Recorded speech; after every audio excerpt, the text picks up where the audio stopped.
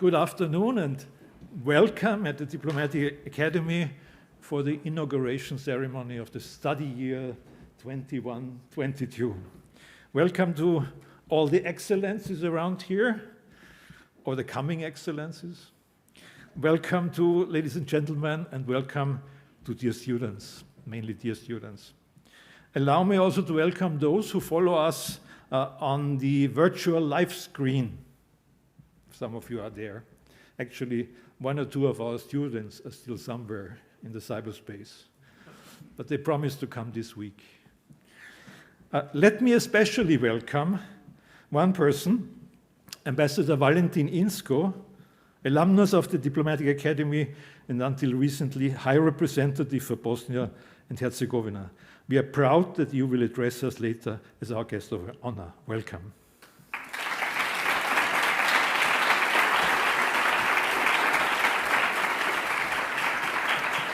I should not forget Bernhard Fink, his wife, because he made Valentin Inzko travel a lot in his career, because she has herself a distinguished career in singing as a mezzo-soprano, and Valentin was trying to go to many of her concerts, from London to Buenos Aires and other places. So welcome, Bernhard.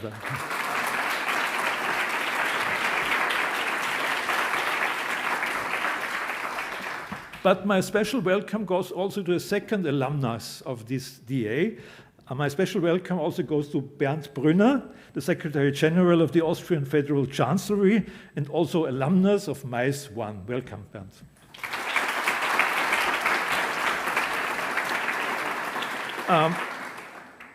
It's an honor to welcome you all here, actually, because this is for the director of the Diplomatische Akademie, Vienna School of International Studies, École des Hautes Études Internationales de Vienne, not only an honor, but a pleasure if the director himself is an alumnus as well. I'm also alumnus of the diploma course here. So we have many diploma course alumni among us. At the center of today's commencement are not we, but you, the students, and the old hands who are here for the second year, but especially those who are freshmen or fresh women. I'm not sure what I'm allowed to say in these surroundings here. I would like to greet also our partners from the Austrian Ministry of International and Foreign, European and International Affairs. And I welcome also our members of the Board of Trustees and of the Association of the Advancement for Teaching at the DA. And I welcome all representatives of embassies and organizations here in Vienna. I see quite a few ambassadors around here. A special welcome to our Slovene Ambassador here in Vienna. We just celebrated 30 years of independence of Slovenia right in this main hall here in Vienna. And I welcome all other representatives and sponsors around the table. I can't see my predecessor, but he promised to come here. So I would have welcomed. No, I can see him. That's typical for Hans. My predecessor's director is in the last row of all of them. Hans Winkler, special welcome to you.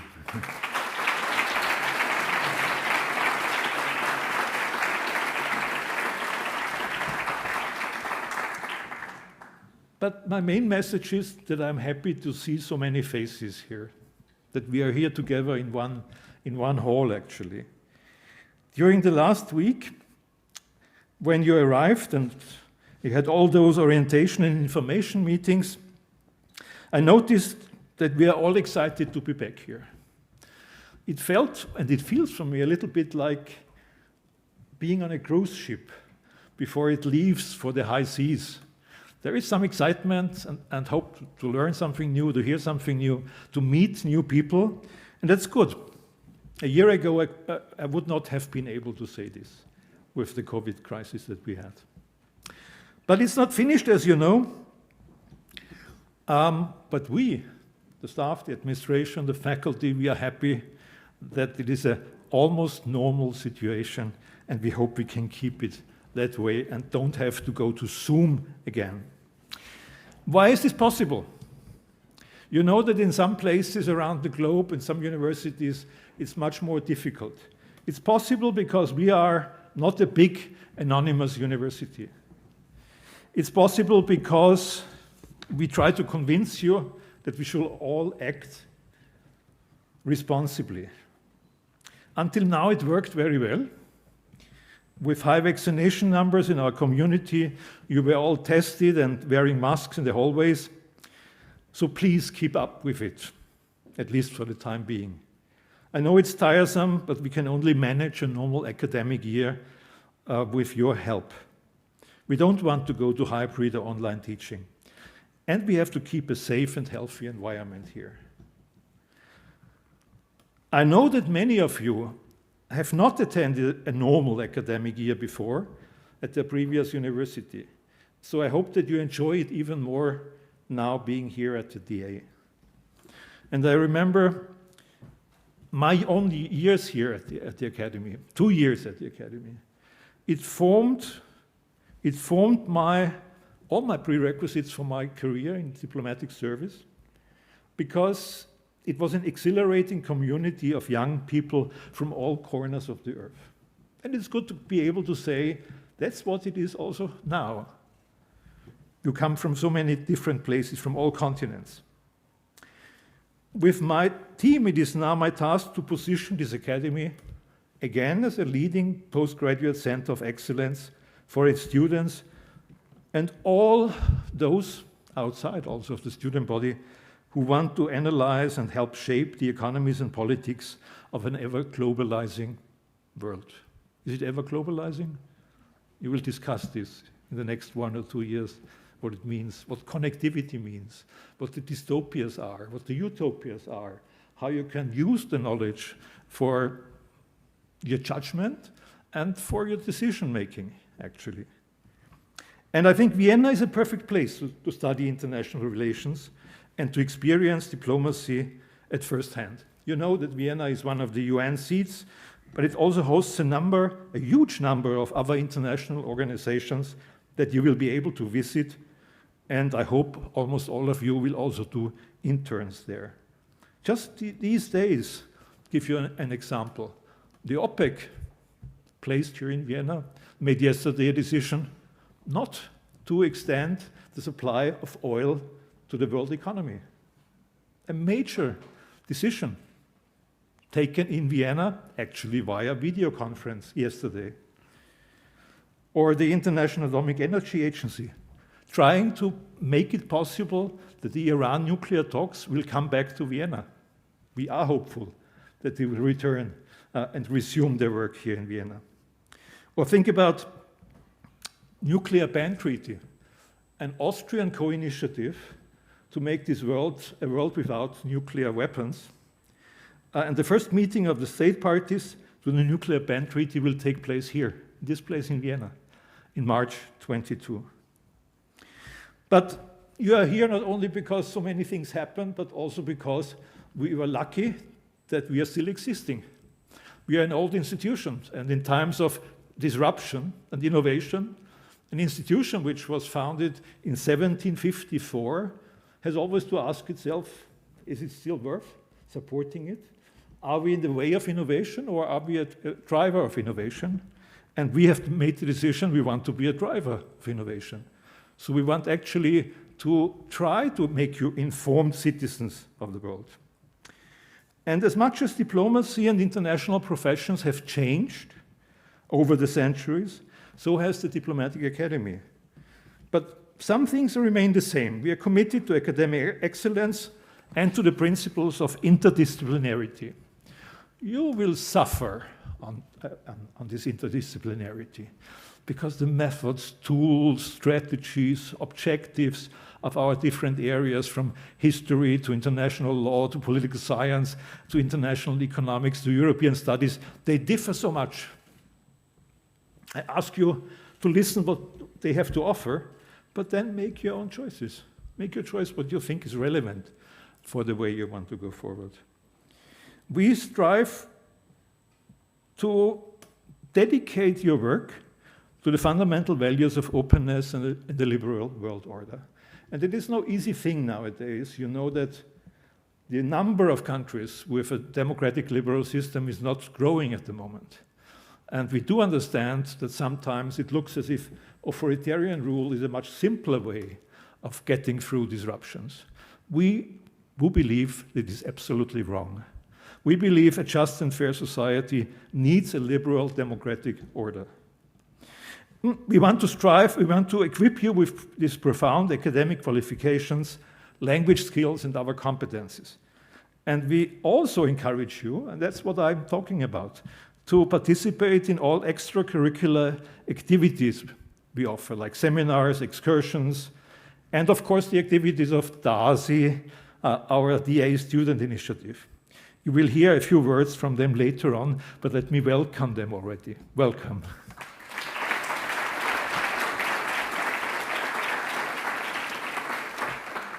You and they will hopefully organize a typical Viennese ball here on our premises. There is already a save the date for February 5. A big academic conference, 25 February. You will write for your magazine Polemics. Please do use this chance. And you can choose among many committees and societies, more than 15, sports, sustainability, gender, debating, queer, DA, Hola for the Spanish speakers, and the Wine Society. And every year it's a surprise what's written into my notes. It always says, with the DA team often winning wine tasting competitions among Viennese universities. You are no big anonymous university member. You are the DA. Well, we will hopefully be able to revive our various study trips, very important for you and us. The 12-day-long trip bus through the Balkans, but also to Brussels, Ukraine, and for the first time to Israel. We really hope that it will be possible again. And you will have a broad range of activities outside, what we call career services. We give you information tomorrow in the same room here, actually, on the career services. For instance, there's a DA Link Career Day where you can speed date human resources representatives from major corporations and international organizations. It's swirling. This room is full with people. I hope it's possible again on the speed date ER representative meeting. And use, please, also all the activities of the Club DA and take advantage of the network of alumni, a number of them in top position. One of them is with us, two of them are with us, or three of them, or even more are with us today. They all stay closely linked to their alma mater and help you prepare for your own international careers. It is our goal to stay closely connected to the alumni and to follow their careers, for instance, by honoring its most distinguished alumni, by inducting them to the DA Alumni Hall of Fame, as well as to show our students what they can also achieve after graduating from this academy. Valentin Inzko is a member of our Hall of Fame here at the DA. You will become part of a community, not only hopefully learning a lot about things like emotional intelligence, intercultural competencies, but you will be part of a truly international family with a vibrant atmosphere of plurilingualism on our campus. Enjoy the languages. Actually, my special greetings go to our dedicated language department. Welcome to the heads of the language department.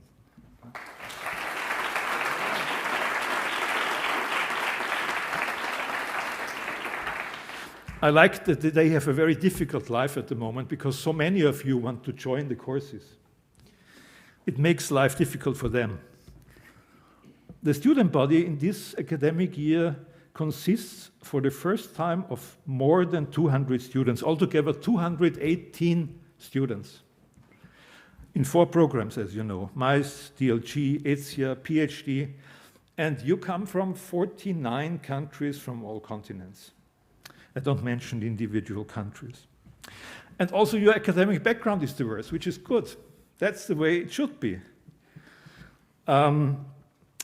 As every year, I would say now, the last few years, political science is leading, but there are also a number of students with an economics or law background, languages, history, and a number of various other disciplines, including medicine, journalism, information technology, physics, archaeology, chemical engineering, theater, film and media, you name it. I like this choice of diversity that we have here. And our student body has also a diverse cultural background.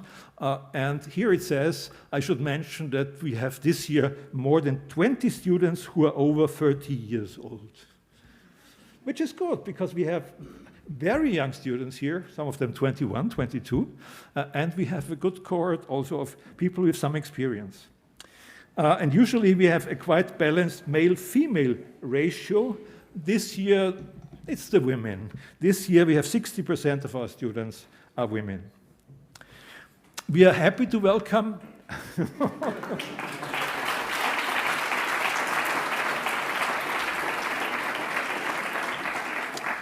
you know, the student initiative is every year complaining that it's good to have so many female students, but it's not so good to have only male resident professors here at the Academy.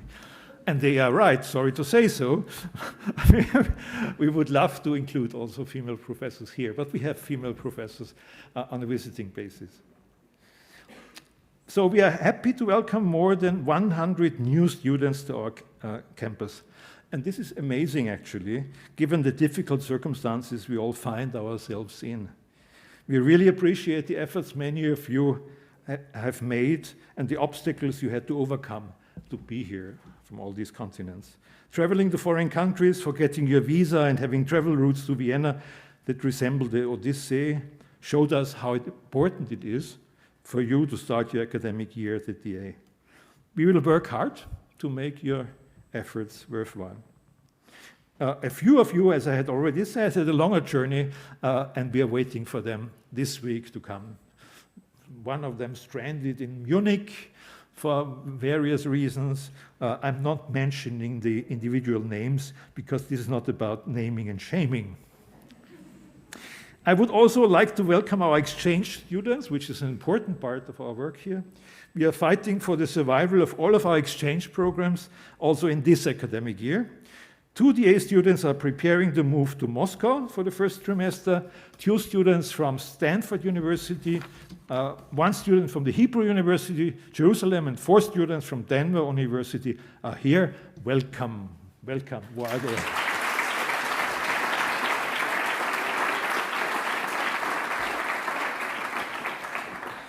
I mentioned also our PhD program, because for those of you who actually want to go into research after your time here, there is a new, it's still new PhD program with the University of Vienna, and we have at the moment 9 students in this program, and the first one is about to finish. I'm not allowed to say when she will finish, but she's about to get her doctorate.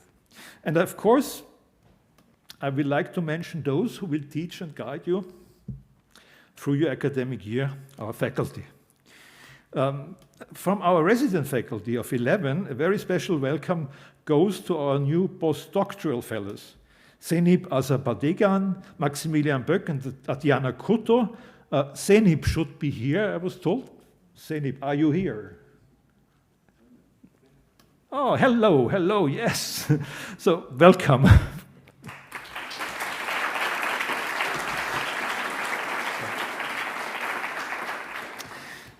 For offering you an outstanding student-teacher ratio, we also have roughly 90 professorial lecturers from a large number of universities worldwide, from not only Austria, Germany, the US, like Johns Hopkins, Columbia, from France, Sorbonne, Sciences Po, as well as many practitioners from the Austrian Foreign Ministry and international organizations. And this year's Fulbright professor will arrive from Tulane University in January. She's a historian. I would like also to say thank you on this occasion to our sponsors who allow us to work on merits, to make the decision on who can study here, not only on who can finance it, but also who has a possibility to be supported.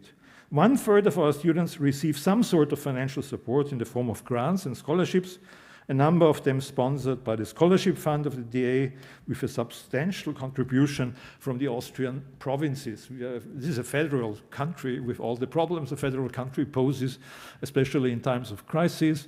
But as far as the support for our students is concerned, the provinces are very helpful. I would like to thank all those public and private institutions, many of them graduates of the DA themselves, who have contributed and will do so in the future. We are constantly working to get more scholarships, as you might imagine. Maybe we get something from this big pot of money that the European Union is now doing on the Green Deal and on reconstruction after the pandemic. I'm always looking, as you will learn when you're here, for what are positive aspects possibly of this major disruption of the pandemic. We also owe our success to the support we receive from the Austrian Ministry of European and International Affairs and other contributors, like the Organisation Internationale de la Francophonie and the Association for the Advancement of Teaching here. And something that is not directly involved with the studies here, but very important, is the DA has an executive program, which is run by my co-director, by my deputy, Susanne Kepler-Schlesinger. And this program actually is a result of Austria. The result of the end of the Iron Curtain in Europe in 1989.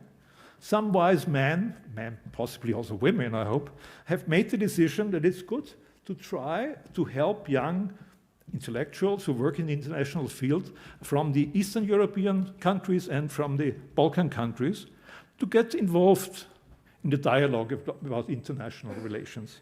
So from that time, actually from 1991, there were mainly for junior diplomats and civil servants from specific regions, these sort of executive programs. We have developed this into a global affair, actually. And now we are planning to have programs with young Arab representatives. There will be a course with Lebanon. And at the very moment, we have a group from the Long Island University in New York here at the Academy. You can also meet, and that's something I would really encourage you to do, you can meet politicians, diplomats, scholars at our many public events at the DA. Many of them here in this main hall, but also in the other places. Because the DA is one of the leading venues for international conferences and public lectures. Just recently, we had talks by the Deputy Prime Minister of Montenegro, the Foreign Minister of Iraq spoke here on this spot. And in the upcoming weeks, you can meet the former and first female Foreign Minister of the Philippines. And we will have events on deglobalization, the future of the liberal international order with Chatham House. We follow the money, as it's called, in a conference about combating human trafficking. And we have a book presentation about Vienna as the international capital of diplomacy. So there's a book you can see while you're here, which will be, actually it's written by a Scottish politician from the Scottish National Party who loves Vienna so much that he has written a book about Vienna as the diplomatic capital of the world. And we will have a conference on young climate activists like Fridays for Future. And our next episode in the online series about big rivers will be about Rio Grande, the situation at the Rio Grande on the south side of the United States. And the Foreign Minister of Montenegro is coming exclusively for some of you, for those who join my current issues lecture series. I know there's a limited number only available, but please, if there is a possibility, talk to the study department. And I see Jenny somewhere. No, I see Jenny somewhere over there. She has to deal with all these issues, which the faculty and I think are so easy. We promise to prepare you the best possible way for your future careers and for being responsible citizens of an ever-changing world. We will continue our work with enthusiasm. That's it. That is the most important thing. Energy and belief in the importance of excellent training to keep up with high standards. We will deliver the best possible teaching and learning environment for faculty, students, and staff. But once again, keeping our community safe and healthy is of paramount importance to us. We need the cooperation from all of you. The Diplomatic Academy is particularly proud of its talented and passionate students. And the 21 intake for all our programs will provide for a dynamic and diverse student body. And one should always end such an introductory speech with one quote at least. And the quote I have chosen this year is from Abraham Lincoln, very simple. It says, "The best way to predict your future is to create it." So try to create your future. We will try to help you in these 1 or 2 years to find your way. I wish you all a very interesting, rewarding, productive, enjoyable academic year. I am by heart an anarchist, but I know anarchy is sometimes beautiful, but not practical, I can tell you. Besides our students and alumni, I want to thank the faculty, the entire staff, our many partners, and hope that we will all have a successful and joyful year. Or as Shakespeare might have said, let the play begin. Welcome.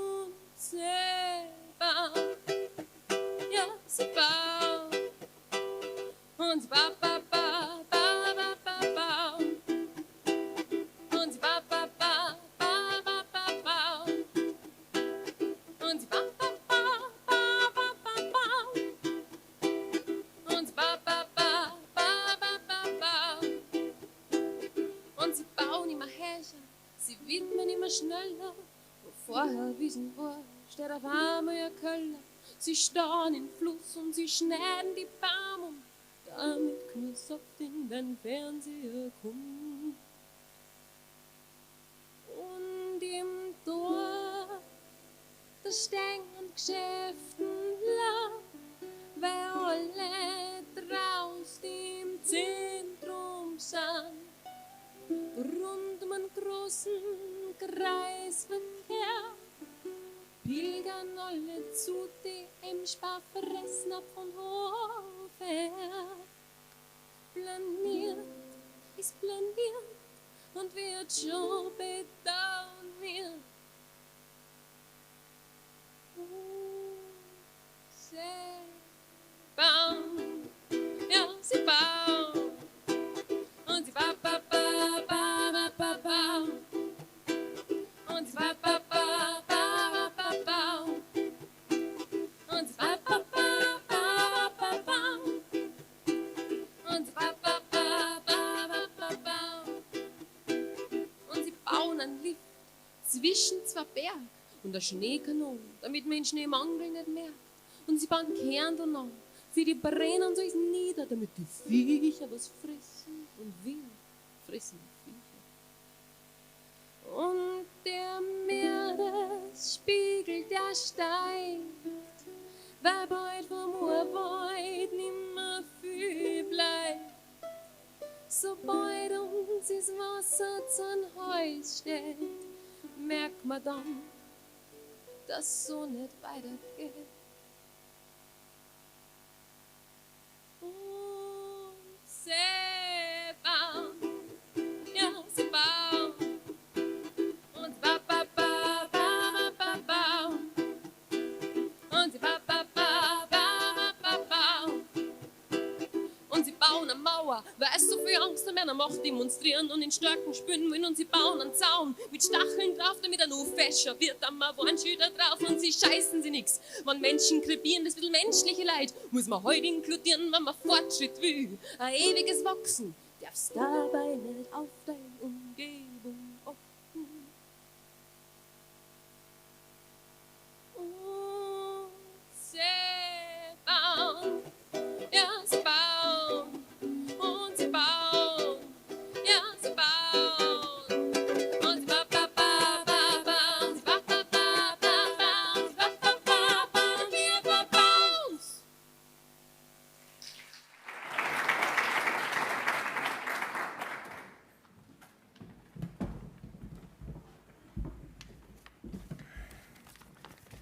Dear Ambassador Brix, dear friend Emil, Ambassador of Slovenia, Gazina, all ambassadors, colleagues, dear Secretary General, and dear students of the new academic year, of the old academic year. Actually, I'm trembling here because in my year, when I studied here, we were 19 students, 19, yeah? Now it's 190 and more, over 200. The division was like this, 10 Austrians and 9 foreigners, yeah. Of course, now there are no foreigners anymore, but from different countries. So, it's a great pleasure for me and honor to speak to you today at the inauguration of the new academic year of the Diplomatic Academy, and in doing so, I'm overwhelmed with great emotion.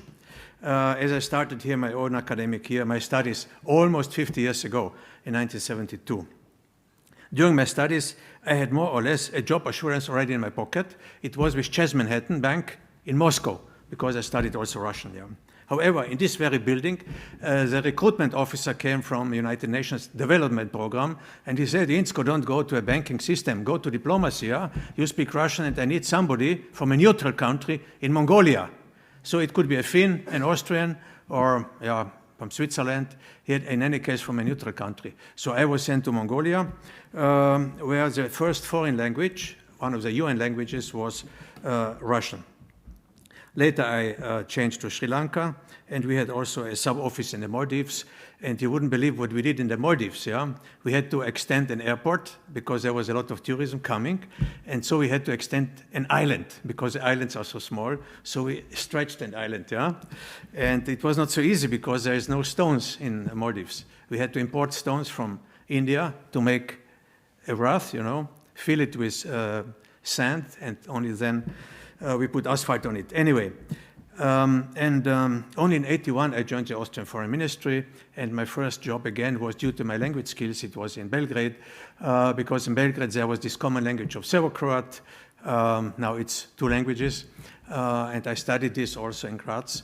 And my mother tongue is also Slovenian, so I spoke 2 of the 3 official languages of Yugoslavia. This was really very exciting. Then I was sent to New York as a deputy chairman of the Disarmament Commission. My role as in this Disarmament Commission was very modest. Yeah, we have not big arms in Austria, but I could watch the development, international development, because this was a time of Mr. Gorbachev, Mikhail Gorbachev, and of Ronald Reagan.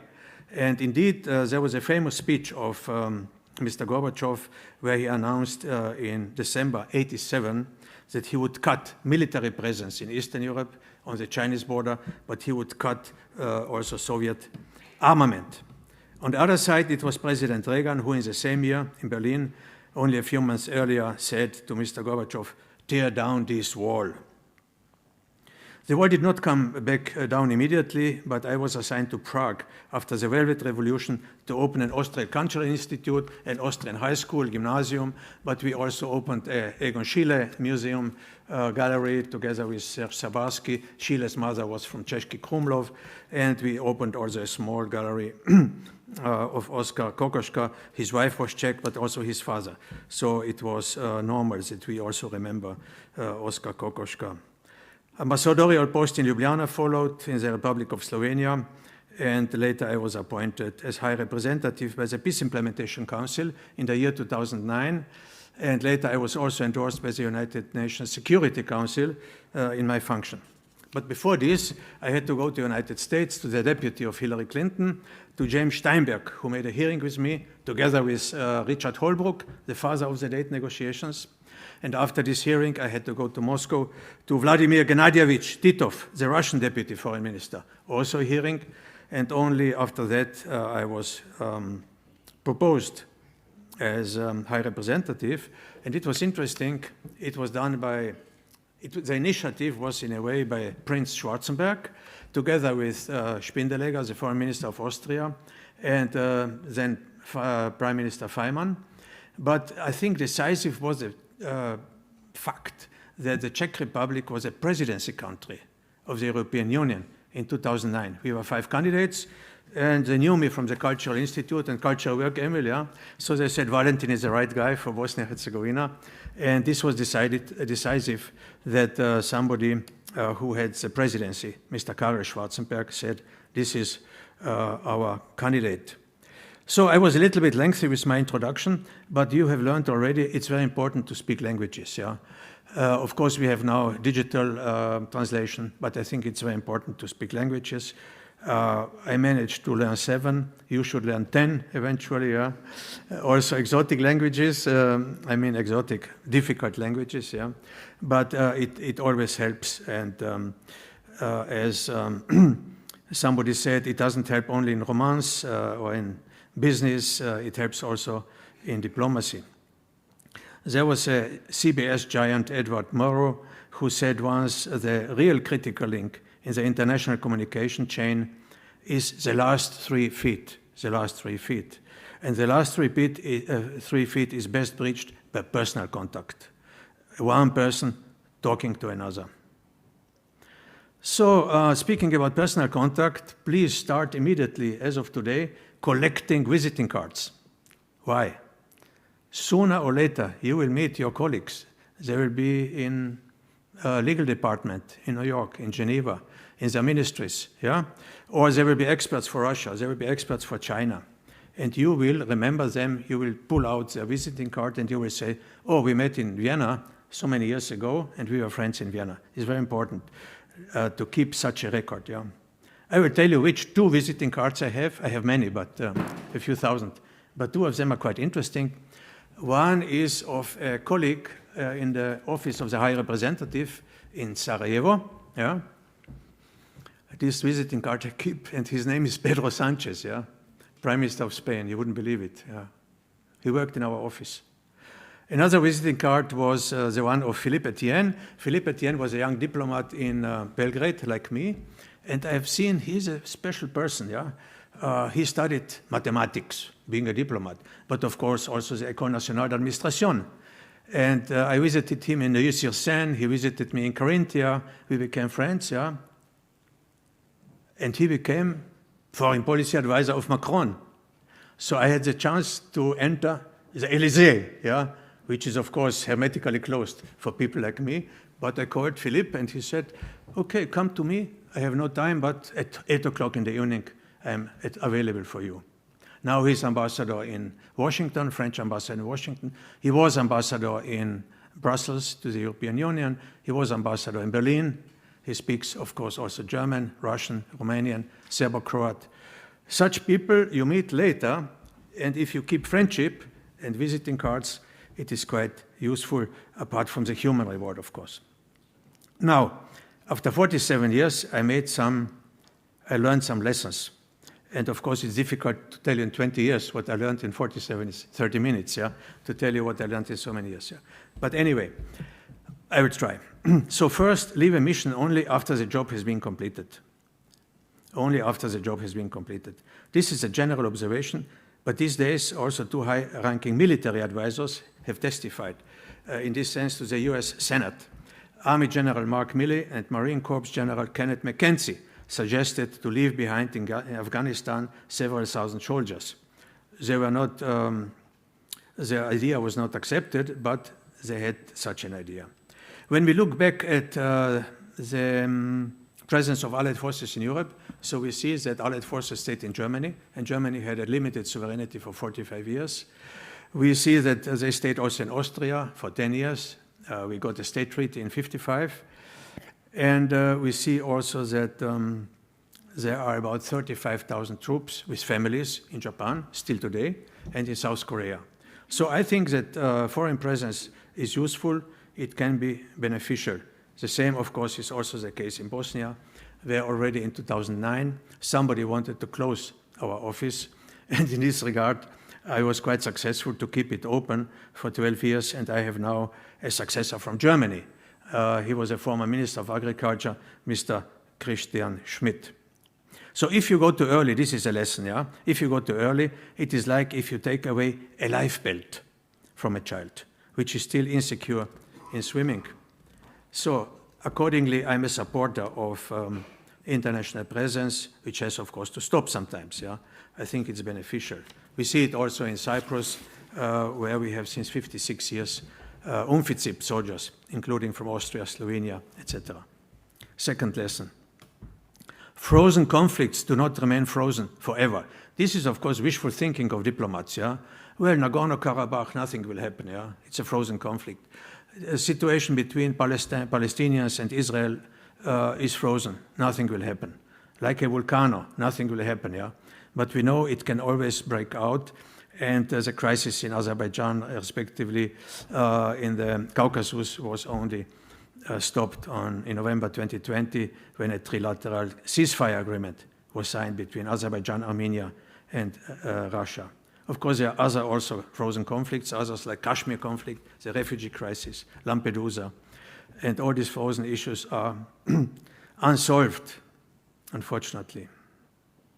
For young diplomats, you should also learn another lesson: stay ahead of developments.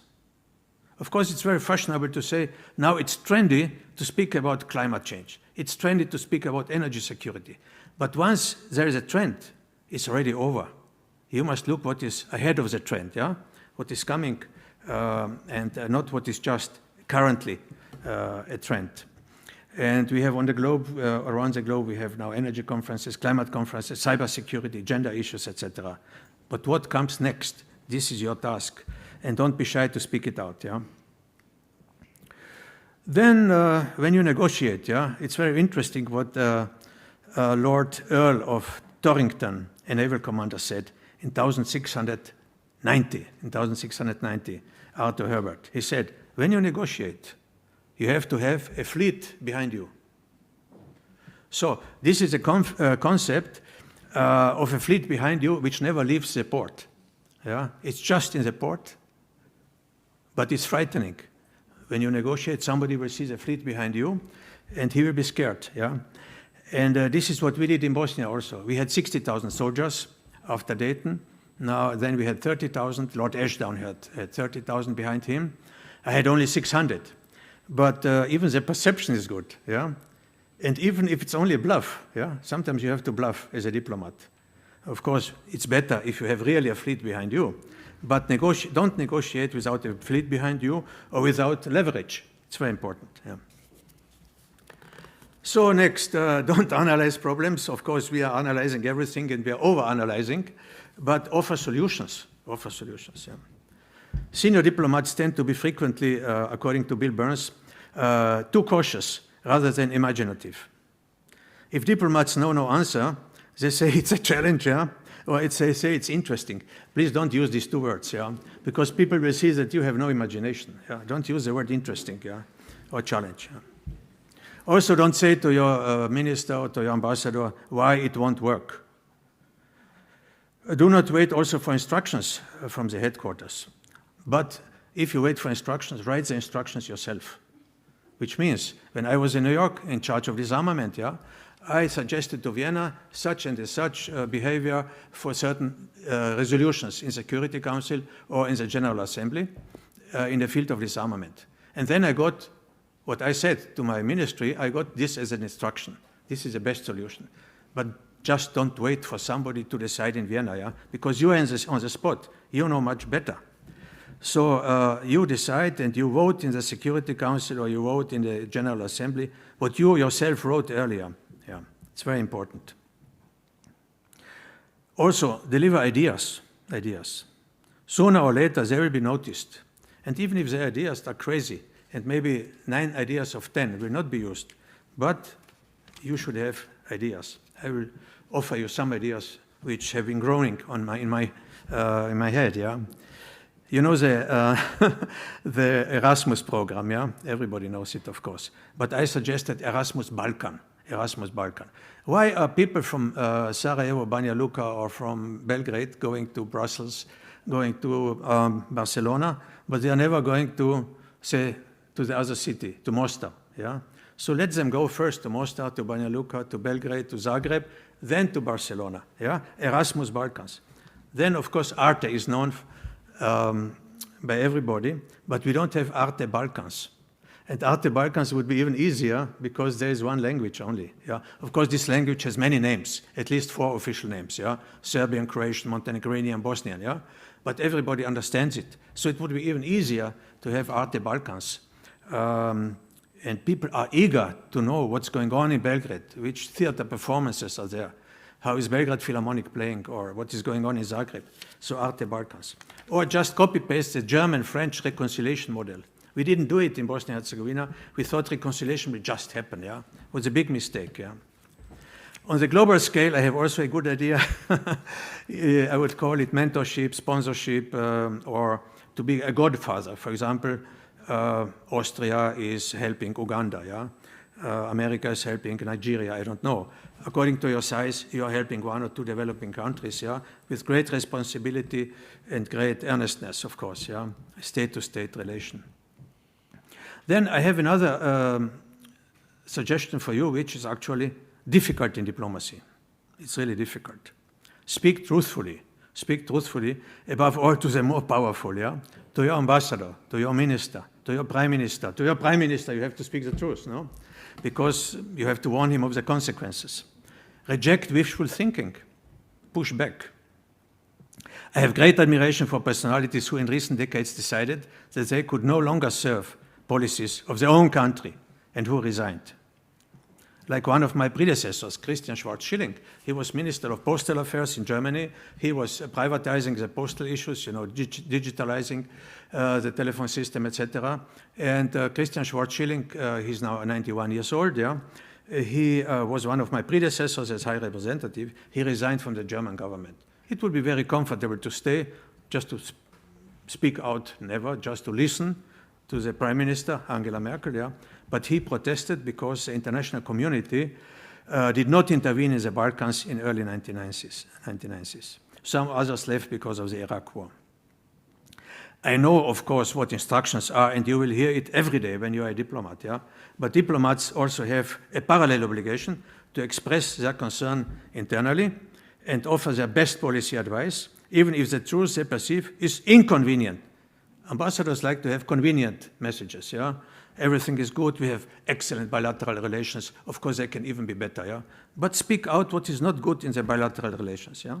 Honest professional judgment should be encouraged and not punished.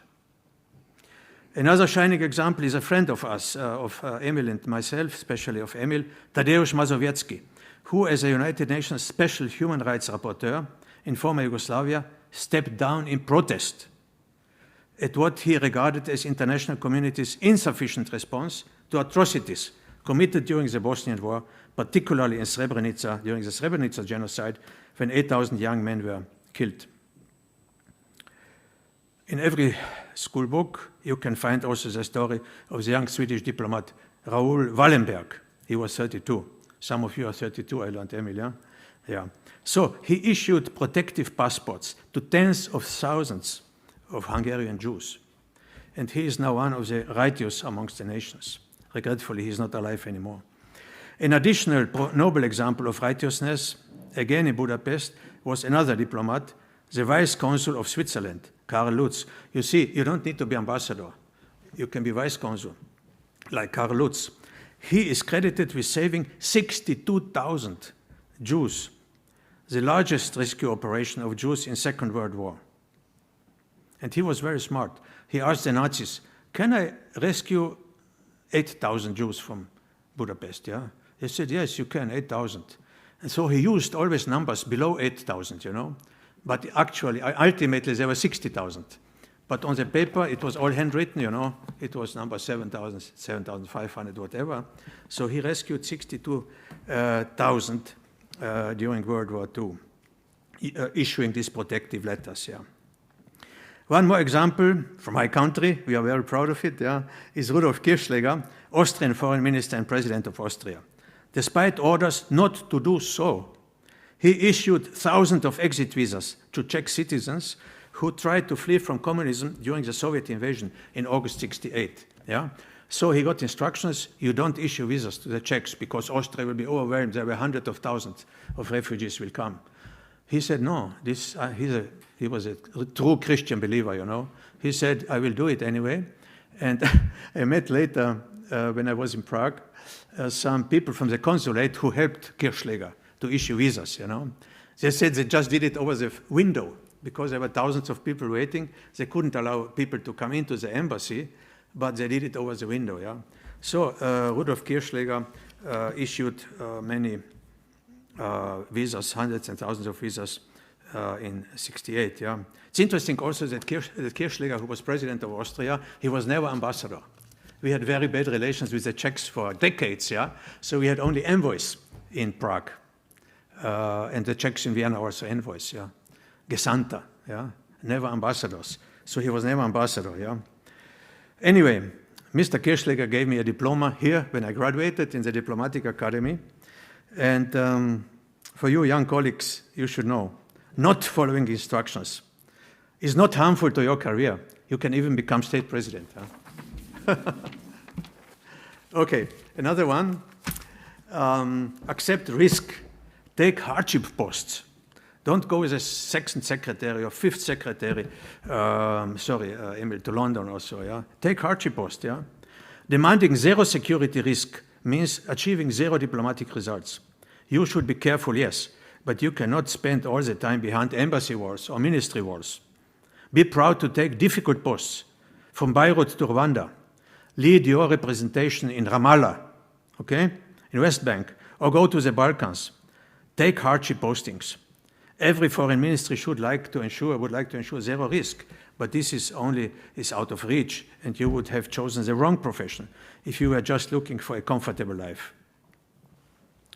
Also, Ted Roosevelt said once, yeah, work hard at useful issues, and working hard for useful issues is a great luck in the life of everybody. Now, yes, you cannot avoid confrontation forever. This is also a policy of European Union, of many embassies, of many countries, to avoid confrontation. Of course, we want to have war, we don't want to have tensions, etc. But frequently, to avoid confrontation and turbulences, despite being this is our profession, yeah, is not good. We must stop pretending, and we must stop being dishonest with ourselves. And you cannot do it forever. If you think you can work with the lowest possible denominator, you allow yourself to become hostage to lowest common denominator solutions. You will be quickly exposed to failure. And even if you seem to have found a solution, it will not last for a long time. Sooner or later, you have to confront the issue. You cannot avoid it forever. And now, maybe one of the last lessons, a contradicting lesson, yeah? I would tell you from 49 countries, or 70, how many? 49 countries, yeah, that your country is much bigger than you think. It's much bigger. There are more Irish outside Ireland than in Ireland itself. If you have ever been on 17th of March in New York, like myself, on St. Patrick's Day, you would have seen how big Ireland is. Or in London, I don't know. Yeah. Myself, I have met the most upright, even aristocratic, finest Austrians in New York. Nobel Prize winners, artists, but also art collectors like Serge Sabarsky, who had certainly the biggest collection of works of Austrian expressionists like Oskar Kokoschka, Egon Schiele, and Gustav Klimt, but not only. His collection comprised Wassily Kandinsky, Paul Klee, Ernst Ludwig Kirchner, Lionel Feininger, Otto Dix, and so on and so on. This was also, for me, Austria. When I visited him, when I've seen these thousands of works of Schiele, of Klimt, etc., in his depot, for me, this was part of Austria. Yeah. And there are about 3,500 such works. Yeah. Many of these works are now exhibited in the Neue Galerie of Deutsche und Österreichische Kunst on Fifth Avenue and Central Park in New York. And this Neue Galerie was enabled financially by billionaire philanthropist and art collector Ronald Lauder. Ronald Lauder was also ambassador in Vienna, a US ambassador in Vienna. He and his brother Leonard Lauder are the sole heirs to Estée Lauder, cosmetic company, founded by their parents Estée and Joseph. By the way, Estée and Joseph are both Central Europeans, maybe from Bratislava, Pozsony, or Budapest. In any case, these are the founding fathers of the company. And with this money, they have established the Neue Galerie in New York. So Austria, or your own country, is much bigger than its geographic territory. But Prince Schwarzenberg, the former foreign minister of the Czech Republic, was once asked by a journalist what global ambitions the Czech Republic will have under his ministerial leadership. And we know the humor of Schwarzenberg. Yeah? He replied, "Do you have a globe at home?" A globe, yeah. Try to find the Czech Republic. It is, of course, easy to find Australia or Russia, Canada or Argentina, but it's not always so easy to find the Czech Republic, Slovakia or Austria. So we have to be realistic about our ambitions. We are small, yeah. We have not big territories. We have no, I don't know, oil reserves, yeah, gold or silver. We are just small. So there must be this realism. At the same time, small Luxembourg, which never calls itself small. So La Grande Duchesse, yeah, of Luxembourg, had the president of the European Commission, Jean-Claude Juncker. So your country can be bigger than its size, but could also be smaller than you may wish. However, I can always say to be big means quality. Yeah? The small Slovenian nation has a Tour de France winner, Pogačar. I think he won twice. Yeah? And at Olympics, they were number 4 according to size. Yeah? If you take 1 million of citizens, Slovenia was number 4 in this regard. Yeah? So it depends on quality. So much about lessons learned. Emil also asked me to say a few words about Europe. I will be very short, and also about global issues, I will be even shorter. Yeah? First, I love Europe. I was born at the Iron Curtain, and through my village I have seen fleeing hundreds of refugees. One was my mother. She fell in love in Austria and she stayed. But she was born in former Yugoslavia. My wife, a refugee child, was born in Argentina to Slovenian parents who also fled communist Yugoslavia. From this starting point, I must say, we live in one of the best continents. Don Giovanni is Austrian, but universal. Chagall was born in Vitebsk, but belongs to all of us, like Dostoevsky or Picasso, Cervantes or Shakespeare. This is a quality of our continent, of Europe. They're all ours. However, allow me after this introduction to be critical exactly because I love my continent. And excuse me if I will enumerate randomly, not systematically, just a few rather painful examples. Yeah. Which problems have we solved in Europe in the last 25 years? Which problems? I remember the Dayton Agreement, which was, of course, a common effort, or American effort. And I remember the Good Friday Agreement 3 years later, but, regarding Northern Ireland. What else did we solve? Where is Europe in the Middle East agenda, like in Syria? In the Lebanon? Of course, Syria is a huge issue, but Lebanon is as big as Carinthia. It's small. Did we have as Europe our own Afghanistan policy? Or to be more mild, yeah, do we have a strong, proactive Latin American policy? Of course, we have a committee for Latin America, yeah, but Latin Americans are our brothers. It's our culture, yeah. Half of Argentina is Italian or Spanish. They belong to us, yeah. But do we have a strong, proactive Latin American policy? Yeah, I don't think so. Now, you wouldn't believe, I asked 2 biggest Western countries, yeah, how many soldiers do we have in Bosnia and Herzegovina? They didn't know, yeah, but it was zero. I don't want to name the 2 countries. Then I asked them, what do you think how many soldiers Chile has in Bosnia? Chile, Santiago, yeah, 14,000 kilometers. They didn't know, of course, yeah, but they have 20. Chile has 20 soldiers because they have this global peace initiative of Chile, yeah. And also German Foreign Minister Sigmar Gabriel and Heiko Maas visited twice Mali. It's good, no, because of the French. It's normal. There are these obligations, treaty obligations. But they have never been in Bosnia. Bosnia is not Mali. It's not even a backyard of Europe. It's our yard, yeah, not backyard. So they have never been in this place. Also, what I'm quite disappointed, we are offering the Balkans again and again and again, and tomorrow again in Slovenia, a little bit more concrete, but we are offering them the European perspective. However, when you prepared for your exams here, you know that European perspective we gave to Balkan countries in 2003, in Thessaloniki. So if Bosnia, Herzegovina, Serbia, etc. will be in the European Union in 12 years from now, they waited for 30 years. 30 years, is this a perspective? If you can marry the most beautiful person in the world in 30 years, I don't think it's really attractive, you know. On top of it, we told Macedonia, for example, you change your name, you change your constitution, you have to appoint a speaker in the parliament who is Albanian in northern Macedonia. They did all this. But later, European Union said, sorry, you can't be a candidate country, we can't have these chapters open for negotiations, etc. A huge disappointment. And I think that the European Union lost sort of its credibility regarding Northern Macedonia. Then we had the British-German initiative, we had the Berlin process, we had the roadmap introduced by Enlargement Commissioner Füle 9 years ago, we had the Compact of Growth, and now we have the 14 points of the European Union. In the meantime, we had diplomatic language. We wouldn't believe it, what we had towards Bosnia and the Balkans. Strategic patience, yeah. When nothing happens, you call it strategic patience, yeah.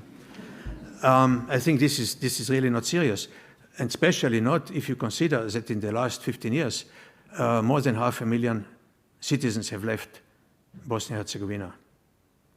More than 500,000. Of course, Bulgaria is the fastest shrinking country in the world.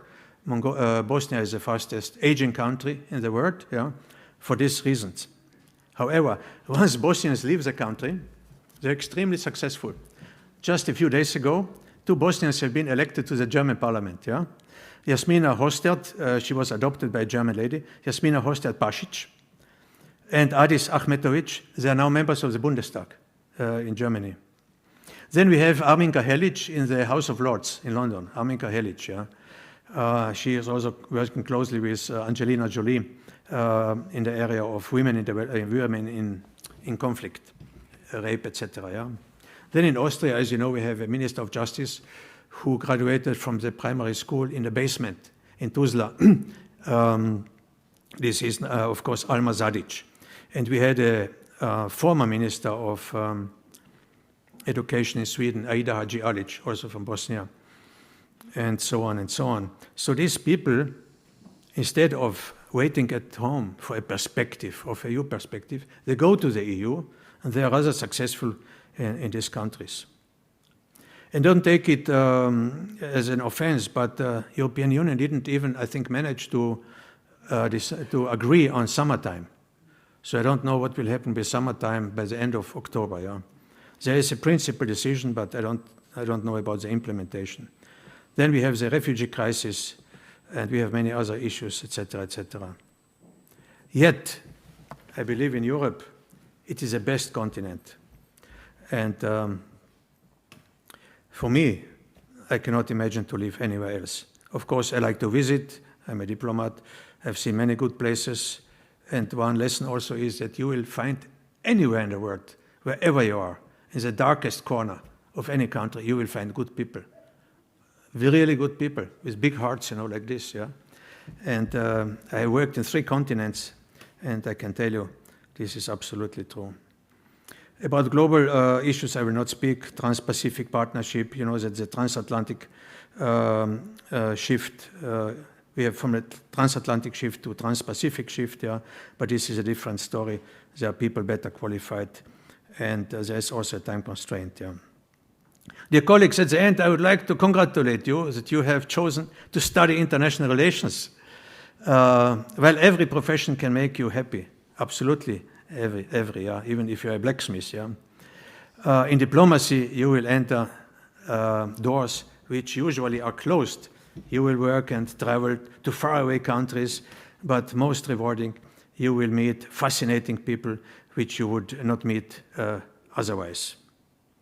But I congratulate you also that you have chosen the Vienna Diplomatic Academy, the oldest academy and one of the finest. Thank you.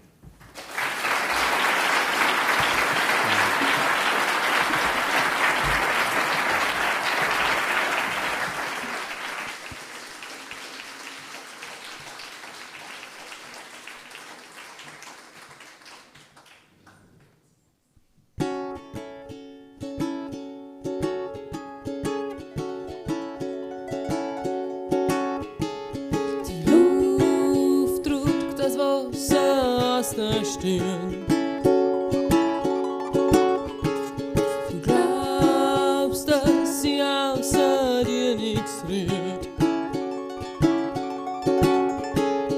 Nicht einmal die Palmen, die sie biegen. Die Luft trug das Wasser aus der Stirn.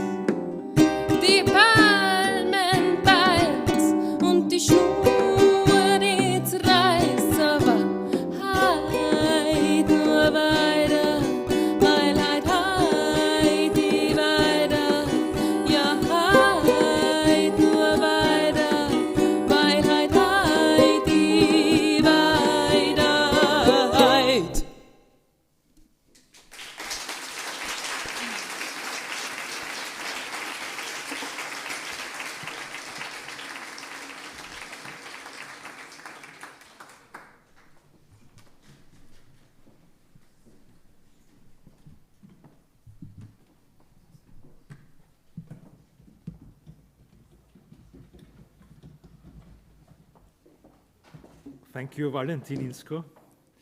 In the name of all of us, I would say thank you for your lessons, but also for making us aware that even if you are a retired ambassador, you can criticize what's going on in the European Union. And I hope you stay like this. You will continue doing this. And you will hear during these 1 or 2 years here, I hope, more of these critical voices about the European Union and its reform. I look at Professor Müller, who is the one who will follow up here with all of you. Only two remarks. First of all, Ambassador Inzko spoke about diplomacy, but don't think that he spoke about diplomacy. He spoke about leadership, the way you have to act if you want to become and will become a leader, how you have to deal with those people around you, the situations around you. That's not only diplomacy, that's in any leadership position. And we know from our statistics that the majority of you will not join the diplomatic service, but will make money, I was about to say. No, work in other fields of the international life. And secondly, what Valentin said about the problems of the European Union of promising things without delivering afterwards. That is also very important for all of our international relations. It is not enough simply to say, let's be grateful that we have the United Nations systems. It kept peace more or less around the globe. And let's talk about reform. How long have we been discussing the UN reform now? From the beginning, for 70 years, without much change. So there is a need to ask for a clearer voice and clearer language. Thank you very much, Valentin, for this and for sharing your views with us. But now there is an induction ceremony that we have here. And I'm very happy that this year, again, we invited 3 of our alumni to join our wall in the foyer, our Hall of Fame, where we want to show simply, on the one hand, what sort of careers people from this academy can and will achieve. And we also like to say thank you to them, congratulate them, and say thank you to them that they kept this contact with us, that they, when you meet them, they can easily communicate with each other because this is family. In Austrian politics, it's very difficult to call something, this is family, but this is a joke only between Bernd and me, actually, and some of the Austrians around here. But it's true. It's part of a family, an international family, and that's why I'm very grateful that we could invite this year 3 personalities. The first one is Ksenia Levushkina from the Russian Federation. She is currently Vice President Legal of Visa for Central Europe, Russia, Central Asia. And she's not with us today. She had to stay in Moscow. And we also invited a Chinese colleague, Li Kuan, who is currently president of Shanghai Gonda Electronics, because he helped us a lot in difficult times during the pandemic. And I'm all the more happy that our 3rd recipient of this year is with us. This is Bernd Brünner. Bernd Brünner has studied at the Spies in 2005 and 6, and then at the MICE number 10 in 2006 and 17. And he will be the first Spies alumni in our Hall of Fame. And he is currently the highest civil servant that we have, more or less, in our political system. Not by protocol, but in the political system, because he's Secretary General in the Federal Chancellery of the Republic of Austria. And before that, he was Deputy Managing Director of our Austrian Development Agency, ADA, and he was Head of Cabinet, also in the Federal Chancellery of the Republic of Austria. And to let you know a little bit how important it is that you have different experiences. He did not come from an academic background of one of our big universities. Bernd Brünner is international business relations studied at the University of Applied Science in Eisenstadt. in our easternmost province in Austria. So Bernd, I congratulate you on accepting our invitation to become a member of our Hall of Fame. Congratulations.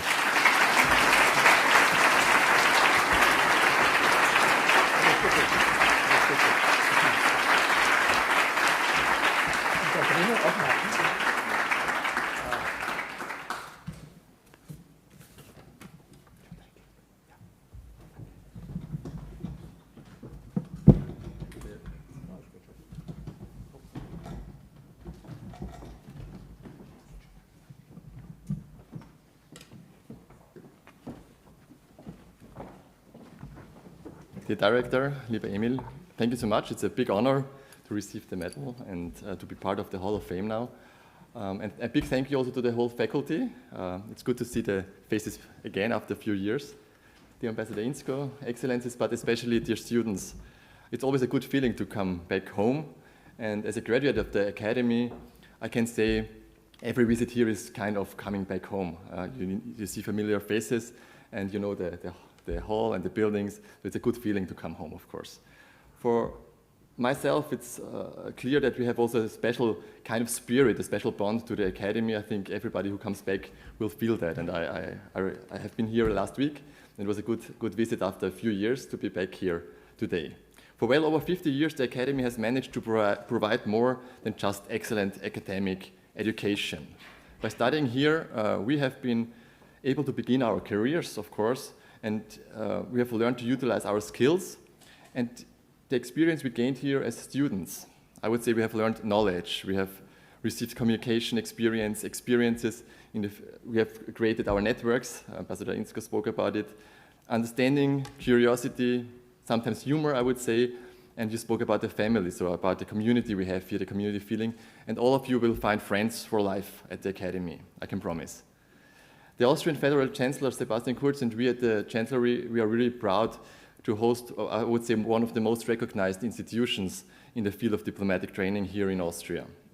The Academy has demonstrated its potential by producing thousands of alumni who have progressed into having lifelong careers now, and thus providing the school is far more than just a diplomatic academy, I would say. For example, after my master's program here a few years ago, I was able to collect professional experiences in different fields, in the private sector, for an NGO, for a diplomatic, for a development agency, and in different fields of the public service. So I think it's not only about diplomacy, but it could be one part of your career. I think it's precisely this openness that must be the DNA of an excellent education and of an institution like the Diplomatic Academy. Open for diverse careers, open to different perspectives, and open to new solutions. The world we live in today demands a willingness to find new solutions in challenging and complex times.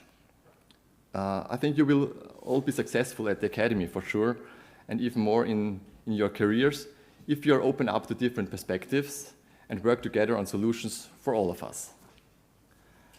For the international students, I wish that they always carry a piece of Austria in their hearts. We have heard about the big hearts in diplomacy after they have left the Academy.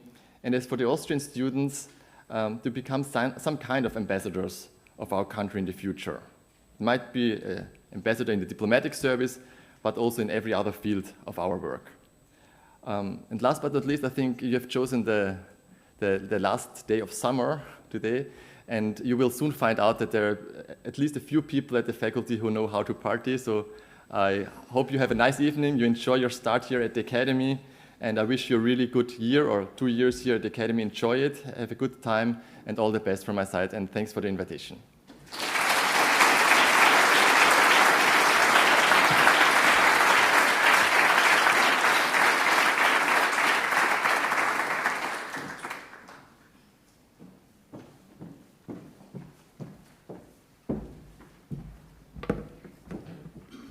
Dear Ambassador Brix, dear Ambassador Inzko, Secretary General Brünner, Deputy Director Kepler-Schlesinger, ambassadors, professors, but most importantly, dear students, willkommen, dobrodošli, bienvenue, welcome to the Diplomatic Academy of Vienna. First of all, also from our side, congratulations to your induction into the Hall of Fame. We're actually sitting among several Hall of Fame students tonight, and we're glad that we are able to share this moment with you, and thank you also for your advice that we will take with us along the way, for sure. So I think this also embodies a really important aspect of DA life, which is that we are a community. Now, what is DASI's role in all of this?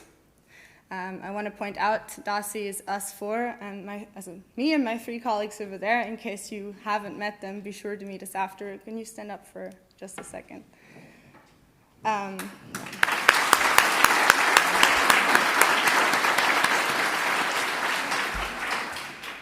So along with Club DA, who takes over at a later stage, DASI is there to foster our vibrant community and provide you with opportunity to meet each other, get to know each other, and build up your network. Yeah? We are also the ones, along with your ombudspersons, who have been introduced, but then again, I don't know if Darcy can one. Where's Teresa? Thank you for taking that job. So, it's Darcy, along with your ombudspersons, who are here to help you if any of the issues may arise. And there's one message that we want you to get out of this welcome today. We care about you. Yeah? Thinking about last week, I do believe that we had a great, but also at times very stressful introduction week together. And to care about you meant to take care of you, also with the COVID regulations that we had in place. I hope that you understand that we tried to provide you with an in-person experience at the DA alongside administration and the directorate. The in-person experience is something that the second-year students only got to enjoy for a few weeks. So I hope you appreciate all the effort, and I hope you understand all the measures that we had to take. We are convinced that together we can have a wonderful year, as long as everybody behaves responsibly, and as long as we treat each other with the appropriate respect and kindness. And from here on out, DASI will do our utmost best to lead by example.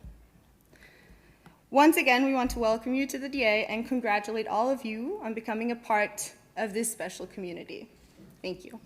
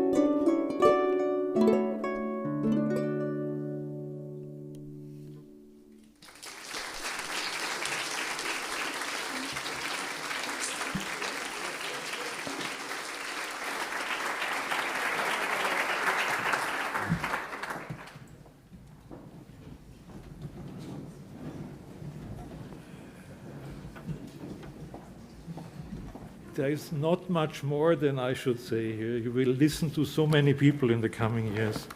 But I think we should all give a big round of applause to our musicians.